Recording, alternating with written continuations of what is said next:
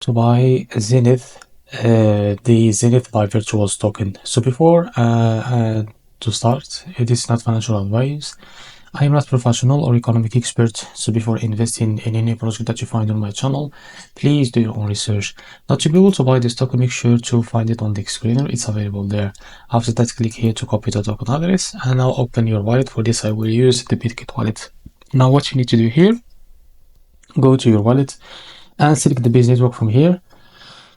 As you can see, now after that, what you need to do, click on this plus icon. Now here, paste the token address like that. As you can see, this is it. Now click on this plus icon. After that, go back to your wallet and find your token. Just wait a few seconds to be able to find it. So this is it. Now click on it. After that, what you need to do, click on this swap and click switch here. From the top, select the token that you want to buy with, for example, USDC. But before that, make sure you have enough USDC on your wallet. Here, type how much you want to buy. Wait a few seconds to be able to see how much you will receive. So this is it. And after that, it's easy and simple. Now here, click on buy and you will buy this token. So this is how to buy a Zenith token.